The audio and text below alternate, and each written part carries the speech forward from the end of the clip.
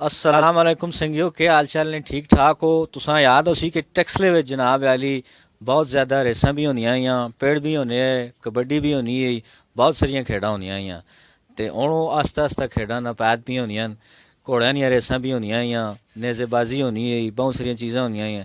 अज असीं आए हैं, तुसां एक बहुत ही बेहतरीन एक रिपोर्ट भी देसां और एक असां कोल एक घोड़ा है रेसां आह्ला, इसने बारे च भी मालूमात तुसां देसां। अज असीं आए हैं डेरे ते जनाब होरां ने। मीर गुलफाम बशारत मेरा नाम है जी। ते डेरा मेरा घोड़ा भी मना जी।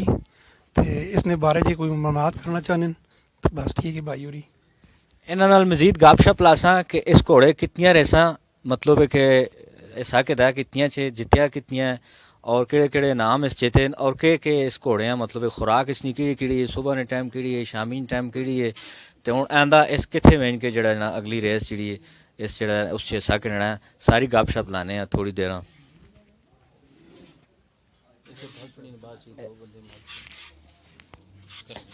ए जनाब इस घोड़े की मालिश पे करने, इस हुण पेशावर च रेसां च हिस्सा किनना है, ये बधा है अगों भी पिछों भी। ते इसकी खिदमत यानी इसकी मालिश पे करने दो बंदे। ते इसने मारो ये कितनी के देर तुसी करने होने हो जी इसकी मालिश रोज़ाना? 2 घंटे रोज़ाना इसकी खिदमत होनी है जनाब। भाई जी 5 रेसा जीतियां, 2 अजरों च ते 2 पिंडी ते 1 बयाना जितया। अच्छा, इस घोड़े कितनियां के रेसां जीतियां नो ते कितनियां च हिस्सा किता? दूआ इस घोड़े का नां केह् वे? भाई जी इस घोड़े का नाम है जी लुंडा दरिया। ते इस रेसा जीतियां जी 4, 1 बयाना जीता। एक रेस जीती माझो, एक रेस जीती जी 2 लाख रुपया, एक रेस जीती जी 7 लाख रुपया, एक रेस जीती जी 10.5 लाख रुपया। ये सब तो वड्डी रेस जीती ते लाख रुपया बयाना जितया। ये जनाब घोड़े दियां खुराकां के घोड़ा खाना है, इन्हें पुछने जी कितनियां चीज़ां, बादाम ते पिस्ते ते अंडे ते चरमगोज़ ते ये वो सारा कुछ पे, इन्हें पुछने के चीज़ां। ये भाई जी मोटा मसाला है जी। ये मोटा मसाला असी घोड़ियां देने जी, सान मोटा मसाला। ये बादाम हुण जी, ये भी घोड़ियां देने जी। ये बादाम हुण जो शांदा ये पका के घोड़ियां देने जी, विच माखियों पा के। ये छोटियां मखियारियां ना माखियों में भाई जी, ये भी घोड़ियां देने इस मसाले च। इस आखने जी पलौ मसाला, इस पलौ मसाला भी आखने ते पकावा मसाला भी आखने। ये भी पका के घोड़ियां देने विच दूआ पा के माखियों पा के।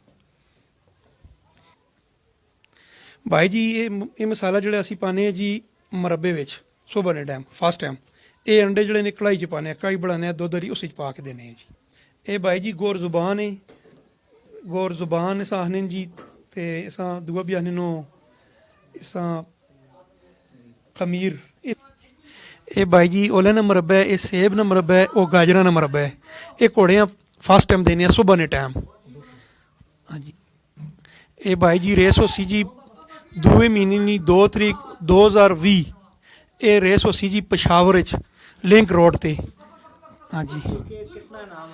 इस 5 लाख रुपए इनाम है तो 2 लाख रुपए ना दा लगे जी, 7 लाख रुपए ते। ये जनाब इस घोड़े की मालिश पे करने, इस हुण पेशावर च रेसां च हिस्सा किनना है, ये बधा है अगों भी पिछों भी। ते इसकी खिदमत यानी इसकी मालिश पे करने दो बंदे। ते इसने मारो ये कितनी के देर तुसी करने होने हो जी इसकी मालिश रोज़ाना? 2 घंटे रोज़ाना इसकी खिदमत होनी है जनाब। भाई जी 5 रेसा जीतियां, 2 अजरों च ते 2 पिंडी ते 1 बयाना जितया। अच्छा, इस घोड़े कितनियां के रेसां जीतियां नो ते कितनियां च हिस्सा किता? दूआ इस घोड़े का नां केह् वे? भाई जी इस घोड़े का नाम है जी लुंडा दरिया। ते इस रेसा जीतियां जी 4, 1 बयाना जिता। एक रेस जीती माझो, एक रेस जीती जी 2 लाख रुपया, एक रेस जीती जी 7 लाख रुपया, एक रेस जीती जी 10.5 लाख रुपया। ये सब तो वड्डी रेस जीती ते लाख रुपया बयाना जितया। ये जनाब घोड़े दियां खुराकां के घोड़ा खाना है, इन्हें पुछने जी कितनियां चीज़ां, बादाम ते पिस्ते ते अंडे ते चरमगोज़ ते ये वो सारा कुछ पे, इन्हें पुछने के चीज़ां। ये भाई जी मोटा मसाला है जी। ये मोटा मसाला असी घोड़ियां देने जी, सान मोटा मसाला। ये बादाम हुण जी, ये भी घोड़ियां देने जी। ये बादाम हुण जो शांदा ये पका के घोड़ियां देने जी, विच माखियों पा के। ये छोटियां मखियारियां ना माखियों में भाई जी, ये भी घोड़ियां देने इस मसाले च। इस आखने जी पलौ मसाला, इस पलो मसाला भी आखने ते पकावा मसाला भी आखने ये भी पका घोड़ियां देने विच दूआ पा के माखियों पा के